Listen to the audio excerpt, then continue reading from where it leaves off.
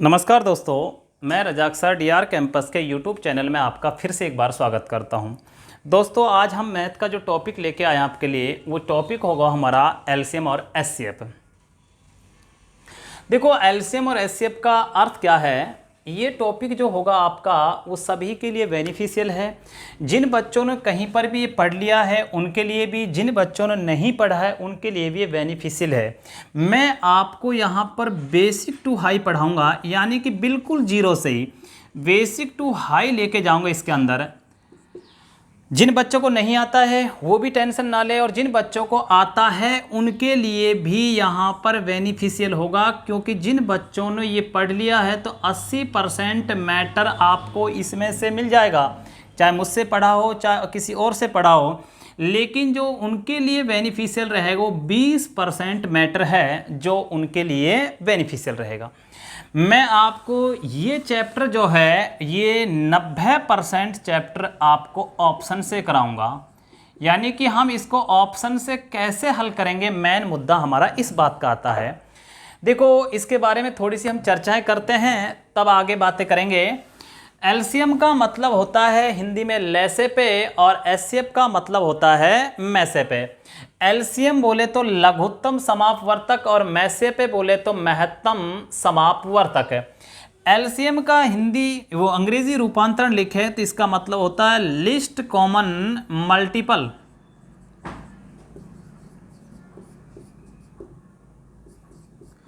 और एचसीएफ का जो मतलब होता है वो होता हमारा हाईएस्ट कॉमन फैक्टर।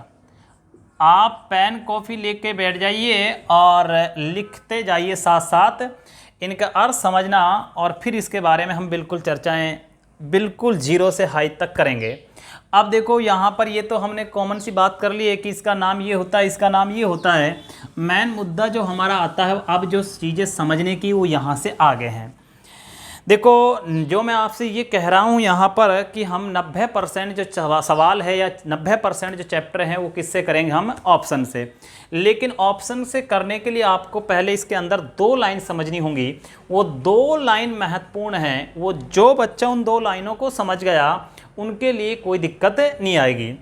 देखो, एलसीएम का मतलब, पहले आप एलसीएम, पहले हम इनके नोट लिखवा देते हैं एलसीएम और एचसीएफ के, फिर मैं आपको 1 बाय 1 पहले एचसीएफ पढ़ाऊंगा, फिर एलसीएम पढ़ाऊंगा, फिर दोनों का कंबाइन सवाल चलेंगे हमारे।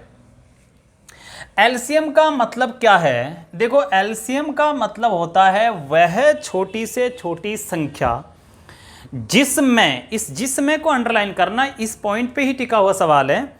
वह छोटी से छोटी संख्या जिसमें दी गई संख्याओं का पूरा पूरा भाग चला जाए, जिसमें दी गई संख्याओं का पूरा पूरा भाग चला जाए, एलसीएम कहलाता है।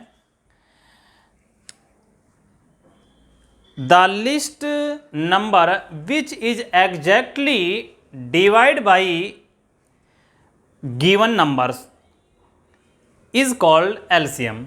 यानी कि वह छोटी से छोटी संख्या जिसमें दी गई संख्याओं का क्या चला जाए, पूरा पूरा भाग, क्या कहलाता है हमारा एलसीएम। इस लाइन पर एलसीएम टिका हुआ भाई। तो अब समझो इसके बारे में, जो मैंने पॉइंट लिखा है इसका अर्थ क्या है। देखो, जैसे मान लो कि हमने एक संख्या ली 12, बिल्कुल मैं जीरो से ले रहा हूं। यहां पर एक संख्या हमने 24 ली है, एक संख्या हमने यहां पर 18 ली है। क्लियर। और मैंने कहा कि इसका एलसीएम क्या होगा। ऑप्शन भी देगा बाकायदे आपको। अभी मैं ऑप्शन तो बाद में सिखाऊंगा, पहले मैं आपको इसके बारे में चर्चाएं कर लेता हूं। हालांकि ऑप्शन भी मैं यहां पर दे देता हूं। ऑप्शन जैसे यहां पर दे दिया आपको 54 दे दिया, बी में यहां पर दे दिया है आपको 72 दे दिया है, और सी में यहां पर दे दिया है मान लिया 144 दे दिया, और डी में यहां पर आपको दे दिया है 90। क्लियर। देखो, एलसीएम क्या कहता है। एलसीएम कहता है वह छोटी से छोटी संख्या जिसमें, ये हमारे ऑप्शन है, जिसमें इन दी गई संख्याओं का पूरा पूरा भाग चला जाए, क्या कहलाएगा, एलसीएम। तो आप नंबर आता हमारा क्या, वह छोटी से छोटी। तो सबसे छोटी संख्या कौन सी हमारी, 54।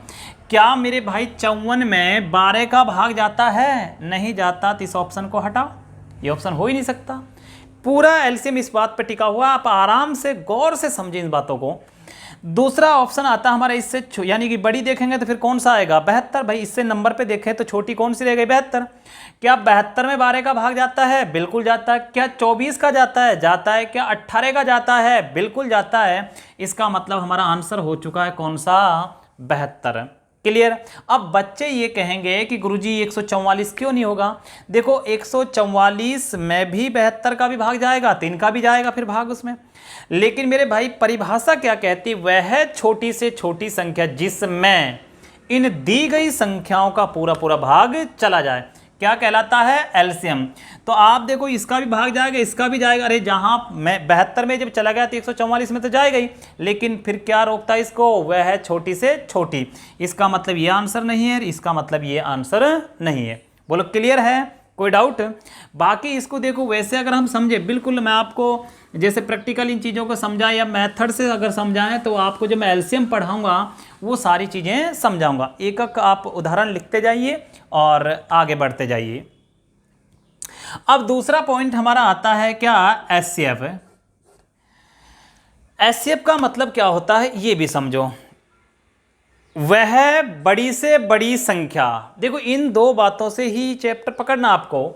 वह बड़ी से बड़ी संख्या जिसका, यहां जिसका को अंडरलाइन करना। देखो वहां तो कह रहा कि जिसमें, मतलब उत्तर में यानी कि ऑप्शन में भाग देना है। यहां कह रहा है कि वह बड़ी से बड़ी संख्या जिसका दी गई संख्याओं में, जिसका दी गई संख्याओं में पूरा पूरा भाग चला जाए, एचसीएफ कहलाता है। जैसे यही सवाल हमारा और मैं इसका एचसीएफ निकालूं और विकल्प दे दिया यहां पर, ऑप्शन ए में दिया 8, बी में दिया यहां पर 12, सी में दिया मेरे भाई 9 और डी में दिया यहां पर 6। ये हमारे विकल्प दे दिए सवाल के। अब देखो परिभाषा क्या कहती है, जो मैं आपसे कह रहा हूं ना मेरे भाई कि मैं 90% ऑप्शन से, वो यही तो मैटर है हमारा। इस बात को समझे बिल्कुल। अभी छोटे छोटे सवालों पर हम चल रहे हैं, बाकी धीरे धीरे धीरे बड़े बड़े सवाल भी हम लेके चलेंगे। देखो मैंने क्या कहा कि एचसीएफ की परिभाषा समझो क्या कह रही है। वह बड़ी से बड़ी संख्या जिसका इन दी गई संख्याओं में पूरा पूरा भाग चला जाए, क्या कहलाता है? एलसीएम। तो वो एचसीएफ कहलाता है। तो मुझे बताइए यहां पर कि हम क्या कहेंगे बड़ी से बड़ी। तो सबसे पहले नंबर किसका आगे उठाने का? 12 को उठाओगे। क्या 12 का भाग 12 में जाता है? बिल्कुल जाता है। क्या 24 में जाता है? बिल्कुल। क्या मेरे भाई 18 में भाग जाता है? नहीं जाता। तो हटाओ इस ऑप्शन के, हो ही नहीं सकता। क्लियर हो गई बात। दूसरा पॉइंट हमारा क्या कहता है भाई, इसके बाद में कौन सा आएगा बड़ी संख्या? 9 का। क्या 9 का भाग 12 में जाता है? नहीं जाता। हटा इसको। जाना चाहिए तो सभी संख्याओं में भाग जाना चाहिए, इसका मतलब 9 भी नहीं हो सकता। फिर हम किसको लेते हैं? 8 को। क्या 8 का भाग इसमें 12 में जाता है? नहीं। चाहे 24 में जा रहा हो लेकिन 18 में और 12 में नहीं जा रहा, तो एक में भी ना जाए तो वो नहीं चलेगा। जाना चाहिए तो भाग कंप्लीट यानी सभी संख्याओं में उसका भाग पूरा पूरा जाना चाहिए। इसका मतलब 8 भी नहीं है। अब बताओ बची क्या गया ऑप्शन? ये 6 बचा। फिर भी चेक करते हैं। देखो आप मुझे बताओ, क्या 6 का भाग 12 में जा रहा है? क्या 24 में जा रहा है? क्या 18 में जा रहा है? बिल्कुल जा रहा है। तो हमारा आंसर कौन सा हो जाएगा? 6। कहते हैं कि बच्चे गुरुजी अगर इसके विकल्प इस तरह से होते हमारे, मान लो यहाँ 4 होता, बी में यहाँ पर 3 होता, सी में यहाँ पर 6 होता और डी में यहाँ पर मान लिया कि 2 होता। अब देखो पहली बात तो परिभाषा क्या कहती है? वह बड़ी से बड़ी संख्या। तो मुझे बताओ बड़ी से बड़ी संख्या सबसे नंबर पहले किसका आगे चेक करने का? इसका। जब इसका इनमें भाग जा रहा तो हम यहाँ पर और चेक ही नहीं करेंगे, हमारा आंसर डायरेक्ट हो जाएगा।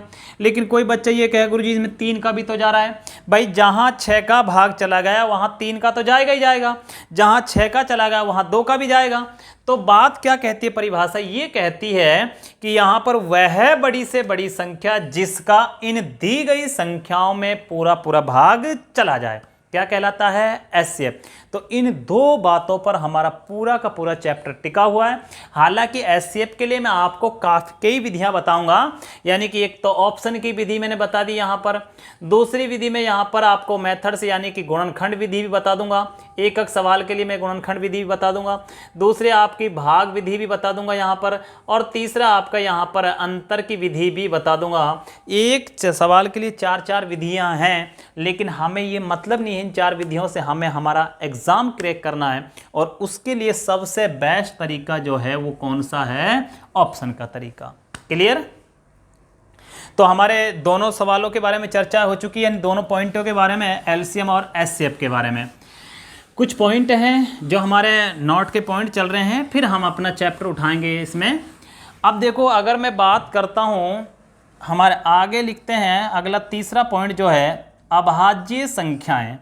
देखो, अभाज्य संख्या आपको मैं नंबर सिस्टम में पढ़ा चुका हूँ, फिर इस पे आगे चर्चाएं हमारी हो रही हैं। अभाज्य संख्याओं का एचसीएफ हमेशा 1 होता है। अभाज्य संख्याओं का एचसीएफ हमेशा 1 होता है, जबकि एलसीएम उन संख्याओं का या दी गई संख्याओं का गुणनफल होता है। जैसे, यानी कि मैंने कहा कि आपसे कि ये हमारी अभाज्य संख्या है 2, 3, 5, मैंने इनका दोनों पॉइंट पूछ लिए कि इसका एलसीएम क्या होगा और इनका एचसीएफ क्या होगा। तो मेरे भाई, मैं आपसे एक बात ये कहता हूँ कि इन अभाज्य संख्या जितनी भी दुनिया में होंगी, उन संख्याओं का जो एलसीएम होगा, उन संख्याओं का प्रोडक्ट यानी कि गुणनफल होगा। जब इनका गुणनफल करोगे तो आपके पास में 2, 6 और 6 पंजू 30, यानी कि इनका एलसीएम कितना आएगा? 30। और बाकी देखो, ऑप्शन से मैंने आपको सिखाया है, देखो चेक करके, एलसीएम कहता है कि मुझ में इन संख्याओं का भाग जाना चाहिए, और एचसीएफ कहता है कि मेरा इन संख्याओं में भाग जाना चाहिए। तो ये इन दो बातों पर हमारा एलसीएम और एचसीएफ टिका हुआ है। एचसीएफ क्या कहता है कि एचसीएफ ये कहता है, इनका मल्टीपल हो गया, और मैंने कहा एचसीएफ क्या होता है इनका? हमेशा एचसीएफ 1 होता है। और एक बात ये निकल के आती है मेरे भाई, जिन संख्याओं का एचसीएफ 1 होता है, जिन संख्याओं का एचसीएफ 1 होता है, वे संख्याएं असहभाज्य संख्याएं कहलाती हैं। ये बात भी क्लियर कर लें, यानी कि जिन प्राइम नंबर, जिन संख्याओं का एचसीएफ है, मैं ये नहीं कहता कि हमेशा अभाज्य संख्याओं का एचसीएफ 1 होता है, कहीं पर भी जिन संख्याओं का एचसीएफ 1 होता है वो संख्या क्या कहलाती है? असहभाज्य संख्याएं कहलाती हैं, यानी कि को प्राइम नंबर।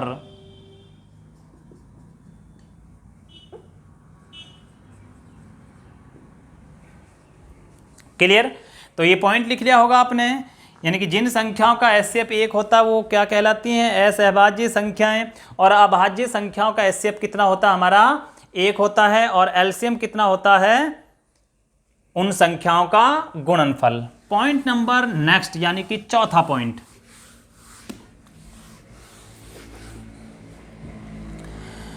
देखो नेचुरल नंबर जो हमारी आती यानी कि आते हैं, यानी कि प्राकृत जो संख्या होती हैं, प्राकृत संख्याओं का एचसीएफ यानी कि लगातार प्राकृत, सॉरी प्राकृत ना लिखकर आप लिखना लगातार प्राकृत संख्याओं का एचसीएफ हमेशा 1 होता है।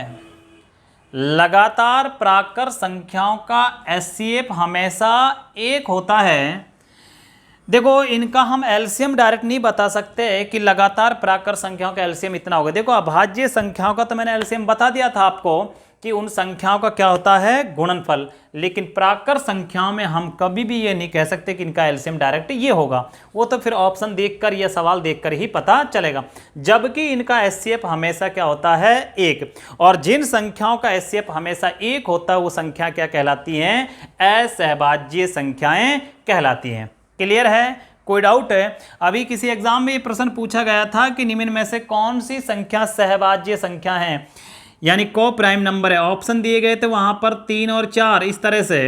बी में दिया गया था मेरे भाई 2 और 4, और सी में दिया गया था यहाँ पर 6 और 8 और डी में ऑप्शन था वहाँ पर 3 और 6। तो उसने पूछा कि इनमें कौन सा को प्राइम का एक जोड़ा पेयर है, तो आपका आंसर कौन सा था वहाँ पर 3 और 4, क्योंकि इनका एचसीएफ कितना होगा 1 और बाकी संख्याओं का किसी का 2 है किसी का 3 है, इस तरह से एचसीएफ होंगे। बोलो क्लियर है, कोई डाउट?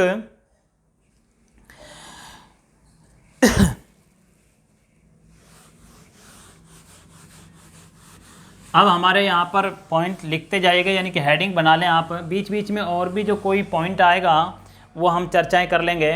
फिर भी एक बात और समझाता हूँ मैं आपको, देखो एक सवाल के थ्रू समझाता हूँ, उन बातों को अच्छे से समझना। बिल्कुल आज की बेसिक क्लास होगी, जिन बच्चों को ये बेसिक क्लास समझ में आ गई 100% मैं ये कह देता हूँ, दावा करता हूँ कि आपको कभी एलसीएम और एचसीएफ में कभी दिक्कत ही नहीं आएगी। देखो एक बात और समझे इनके बारे में, जैसे हमारे पास में ये संख्या आ गई, ये आया हमारे पास में क्या एक्स वाई, कॉमा यहाँ पर ये लिखा हमने वाई जेड और ये हमने लिख दिया है एक्स वाई जेड का एलसीएम क्या होगा,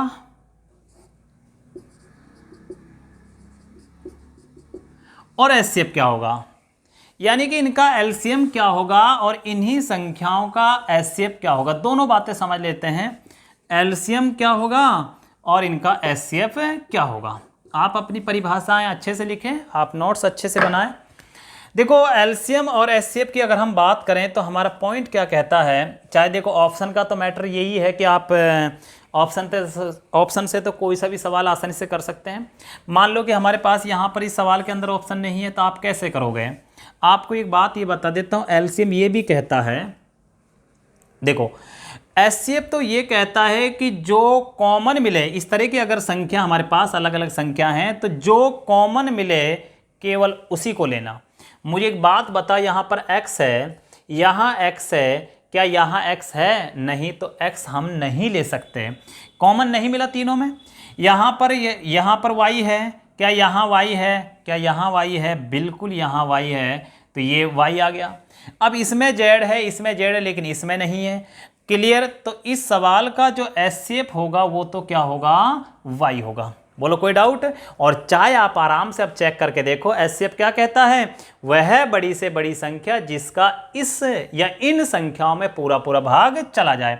सपोज करो कि ऐसे ऑप्शन होते ए, ये ऑप्शन होता बी और ये ऑप्शन होता है यहाँ पर एक्स वाई जेड सी और डी में मान लो कि यहाँ पर दे दिया नन। मुझे बताओ क्या एक्स वाई का भाग इसमें जाता है? बिल्कुल।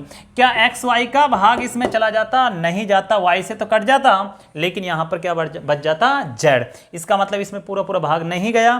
क्या एक्स वाई जेड का जाता? इसका नहीं, इसका, लेकिन इसका जा रहा है इसमें पूरा पूरा भाग, तो ये कहला इसका एचसीएफ। अगर हम डायरेक्ट परिभाषा वैसे लिखना चाहें तो हम ये कह सकते हैं कि जो कॉमन मिले केवल उसी को लेना, लेकिन वो कॉमन भी क्या होना चाहिए, ज्यादा से ज्यादा, यानी कि बड़े से बड़ा होना चाहिए।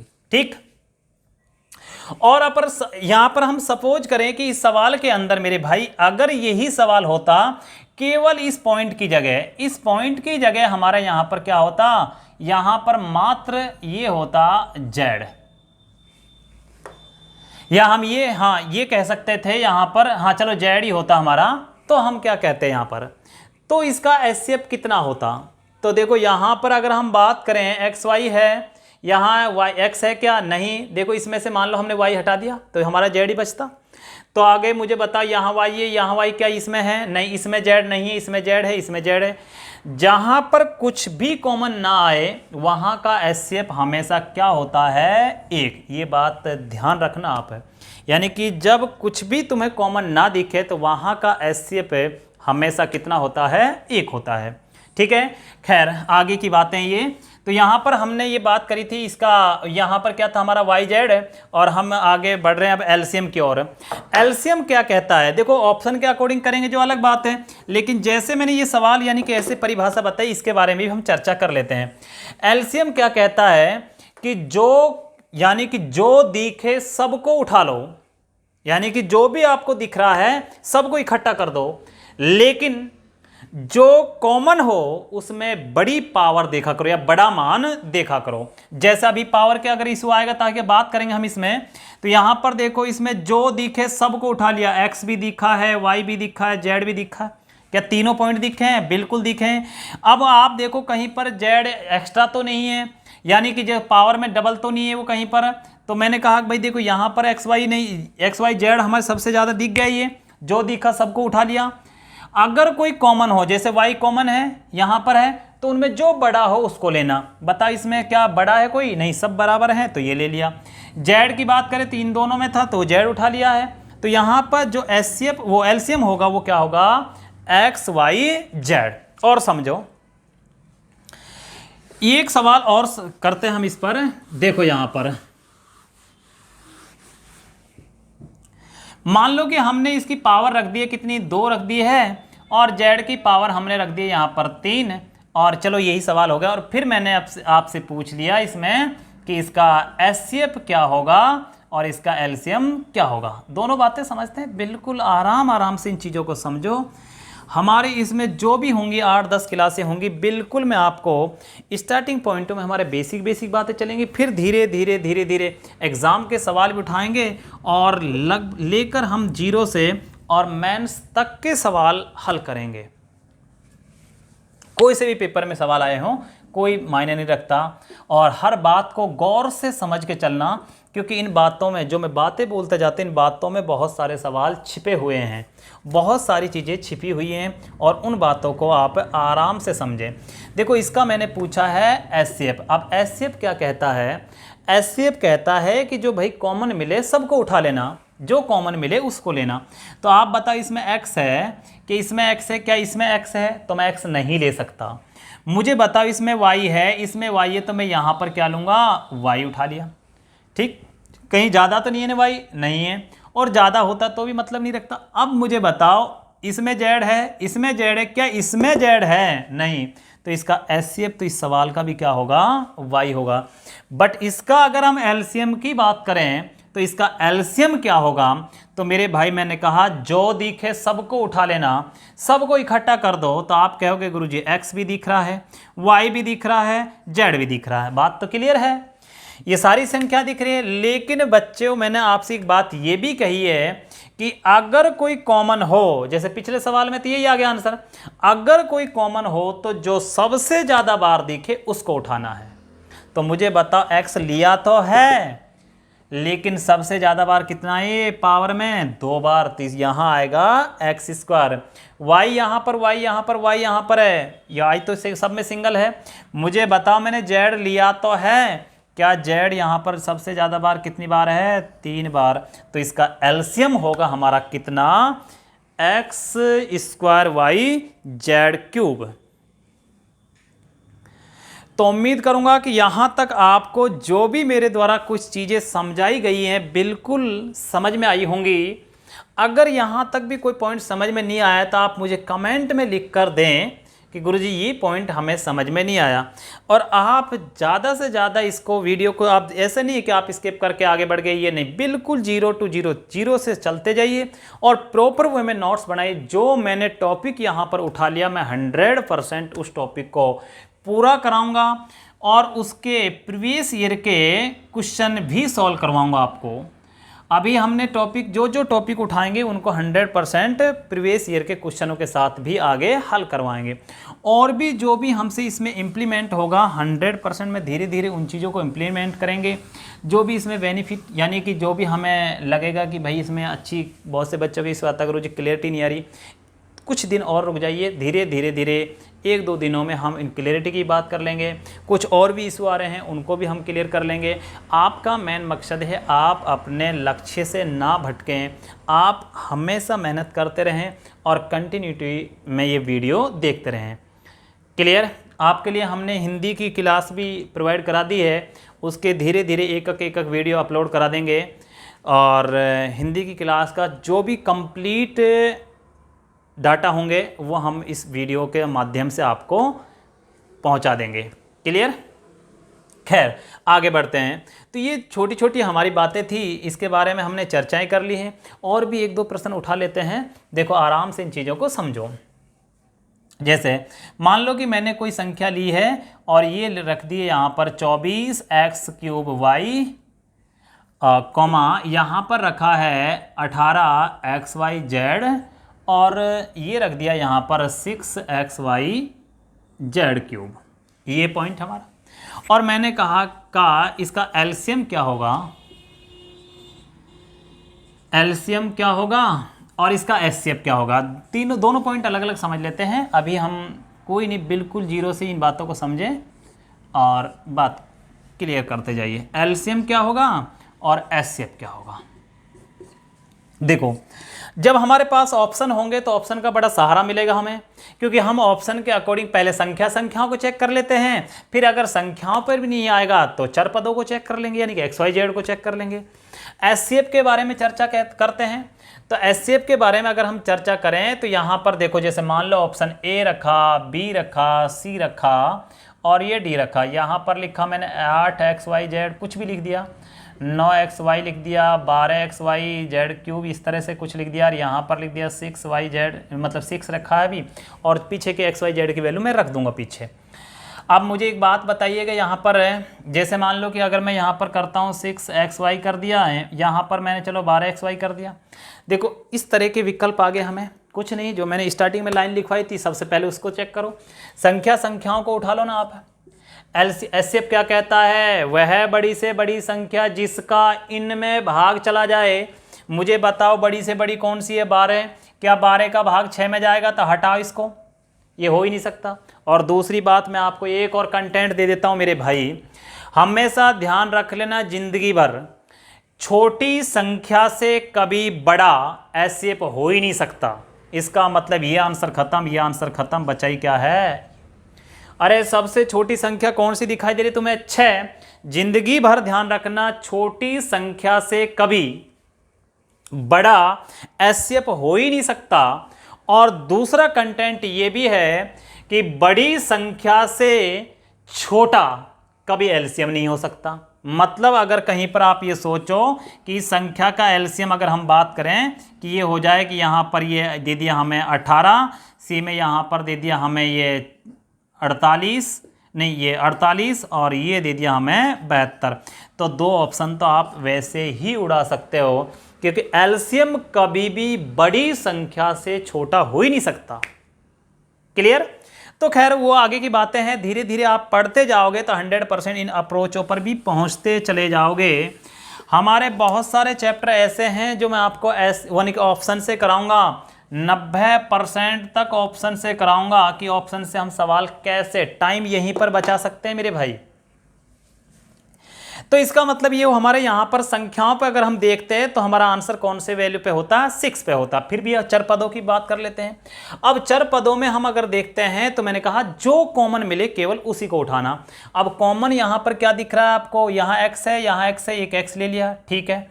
y यहाँ पर है, यहाँ y है, यहाँ y ले लिया। यहाँ z नहीं, यहाँ z है, यहाँ z नहीं ले सकता। और भी कोई वैल्यू होंगी तो हमारा आंसर क्या हो गया यहाँ पर? 6xy। अब बात कर लेते हैं एलसीएम की। एलसीएम की अगर हम बात करें तो एलसीएम क्या होता है? वह है बड़ी से छोटी से छोटी संख्या जिसमें इनका भाग चला जाए। देखो एचसीएफ तो कहता है कि मेरा भाग जाना चाहिए और एलसीएम कहता है कि मुझ में इनका भाग जाना चाहिए। तो यहाँ पर अगर हम संख्याओं पर आधारित संख्या यानी वैल्यू लिखें तो हम मान लो कि जैसे ये लिखा 48, बी में यहाँ पर लिखा 72, सी में मान लो कि यहाँ लिखा 60 और डी में यहाँ पर लिख दिया मेरे भाई 36। अभी संख्याओं पर कर रहे हैं, अभी आंसर नहीं है ये, अभी तो इसके साथ चर पद भी लगेंगे। लेकिन आप देखो चाहे इसके साथ XYZ कुछ भी लगता, सपोज करो अभी वैल्यू में नहीं दे रहा, लेकिन अगर हम इसकी बात करते तो संख्याओं पर हम कैसे काट सकते थे? एलसीएम कहता है कि मुझ में इनका भाग जाना चाहिए। क्या मेरे भाई 24 का भाग इसमें, और वो छोटी से छोटी होनी चाहिए। तो मुझे बताओ कि यहाँ पर है छोटी से छोटी संख्या तो हम 36 से स्टार्ट करेंगे। क्या 24 का भाग 36 में जाएगा? नहीं जाएगा, तो हटाओ इसको। फिर नंबर 48 का था, 48 में 24 का जाता है, नहीं चेक कर पाए। 18 का देखो, क्या 18 का भाग जाता है? नहीं जाता, हटाओ। जाना चाहिए तो प्रत्येक संख्या का भाग जाना चाहिए। फिर नंबर 60 का आता है कि 60 में 24 का भाग जाएगा? नहीं। आप बताओ, क्या 72 में जाएगा, क्या 18 का जाएगा, क्या 6 का जाएगा? बिल्कुल जाएगा। तो अगर हमारी संख्याओं पर बात करें तो हमारा आंसर कौन सा हो जाता? बी। चाहे आपको पीछे का पोर्शन नहीं आता तो भी इस सवाल को हल कर आते। फिर भी आगे हम बात कर लेते हैं। देखो आप क्या कहते हैं, चर पदों पर जो कॉमन दिखे, नहीं जो दिखे उसको ले लो। कॉमन वाली बात तो वहाँ थी, जो दिखे सबको उठा लो।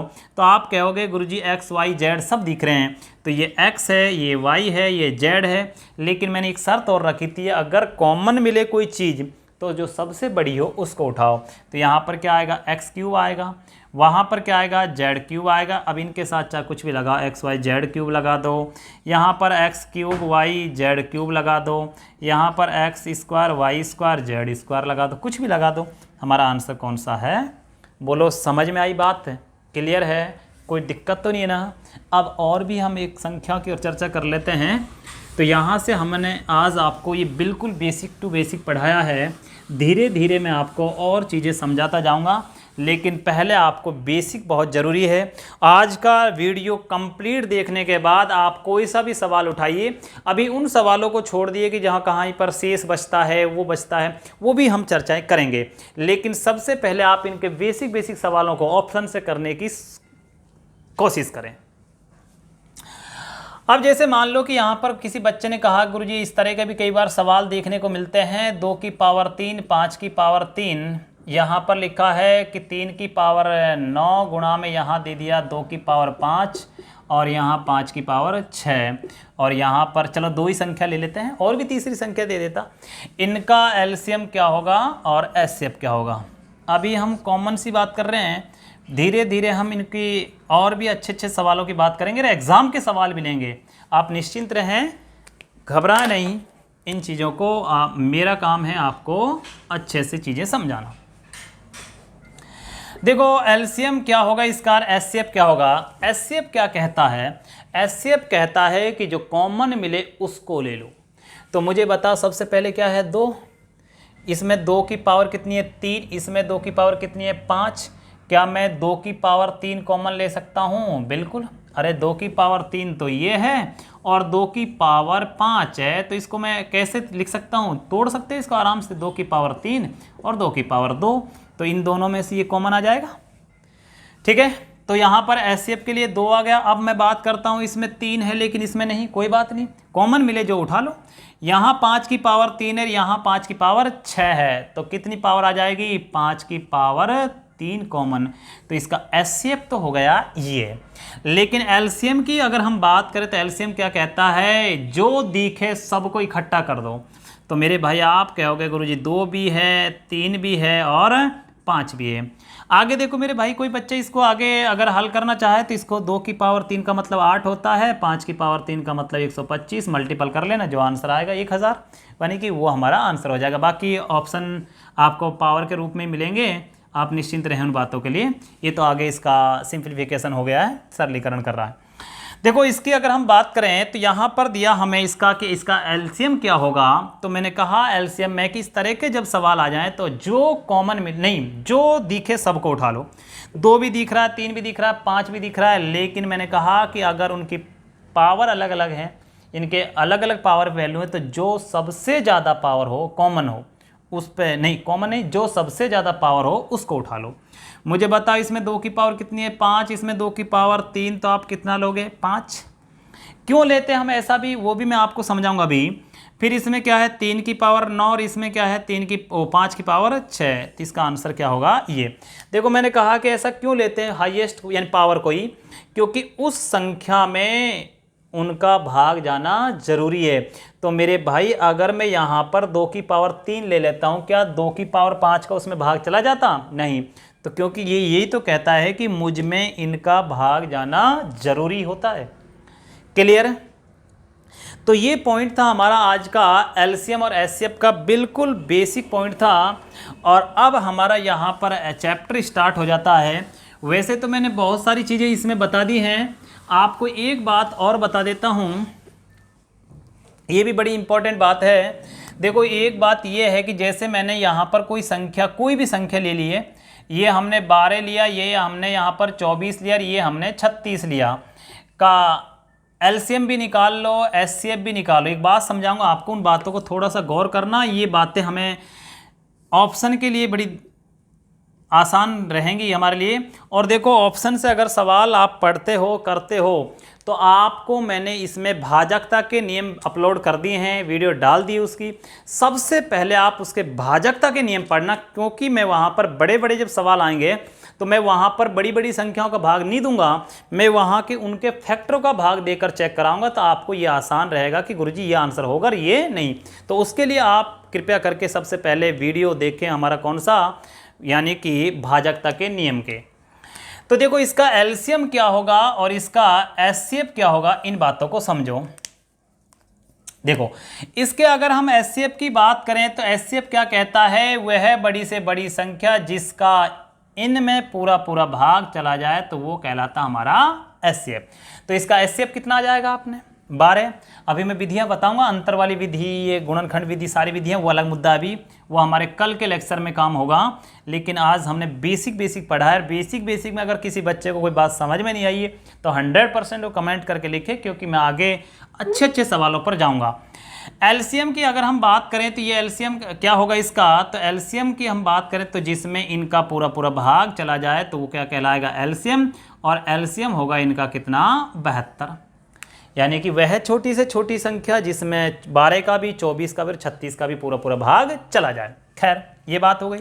अब देखो, एक बात और समझा देता हूं, जो मैं नोट आपको समझाना चाह रहा हूं, ये नोट हमारा क्या है वो देखो।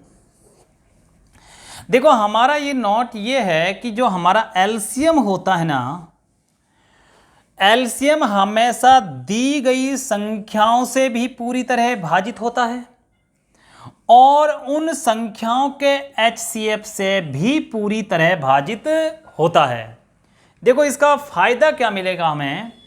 मैं आपसे ये कहता हूं कि कोई दो संख्याओं का एचसीएफ 8 है, कोई दो संख्या है, कोई भी है, तो उन संख्याओं का इनमें से एलसीएम हो सकता है, ऑप्शन दिए ये 12, ये दे दिया 18, ये दे दिया 24 और ये दे दिया 30। यानी कि कोई मैंने दो संख्या ली हैं, उनका एचसीएफ तुम्हें दे दिया कितना, 8 है, और मैंने उसमें ये कह दिया कि उनका एलसीएम हो सकता है। कौन सा है एलसीएम हो सकता है, तो एक शर्त याद, क्योंकि इसका कोई तरीका नहीं है, ये ऑप्शन से होगा सवाल और ये माइंडली ये नोट पे टिका हुआ सवाल है। तो मेरे भाई देखो, यहाँ पर मैंने क्या कहा कि जिन संख्याओं का कोई भी संख्या, उनका एलसीएम दे दिया है और उन्हीं संख्याओं का क्या दे दिया, ये एचसीएफ है। तो वो जो एलसीएम होता है उन संख्याओं के एचसीएफ से पूरी तरह डिवाइड होता है। उन संख्याओं से तो होता ही है, उनके एचसीएफ से भी होता है। तो मुझे बताओ, मैंने कहा कि कोई संख्या है जिनका एचसीएफ 8 है तो उनका एलसीएम क्या हो सकता है। तो आप कहो गुरुजी ये तो हो ही नहीं सकता, क्योंकि उसमें भाग जा ही नहीं रहा, क्योंकि एचसीएफ का एलसीएम में भाग जाना जरूरी होगा। तो यहाँ ये भी नहीं हो सकता, ये भी नहीं हो सकता, तो मैं भी कौन सा होगा, 24 उसका आंसर होगा। बोलो क्लियर है। तो आज का वीडियो हमारा यहीं पर स्टॉप होता है। अगले जो क्लास होगी हमारी, उसके लिए हेडिंग डाल लेना आप, एचसीएफ पढ़ाऊँगा स्टार्टिंग। अब हम 1 बाई 1 स्टेप बाय स्टेप इनको पढ़ाते जाएंगे। तो एचसीएफ पढ़ाएंगे, एचसीएफ के बाद में एलसीएम पढ़ाएंगे और बिल्कुल कतई जीरो से पढ़ाएंगे। आप निश्चिंत रहें, आज भी मैंने बिल्कुल जीरो से उठाया है, लेकिन इनको जिन बच्चों को एक बार में समझ नहीं आए तो दोबारा इस चीज़ को समझें, क्योंकि ये चीज़ अगर समझ में आ गई तो मैं 100% दावा करता हूँ आपको एलसीएम एचसीएफ में कोई दिक्कत ही नहीं आएगी। क्लियर। तो आज के लिए दोस्तों इतना ही है, धन्यवाद। आप हमारे वीडियो को लाइक शेयर सब्सक्राइब ज़्यादा से ज़्यादा करें।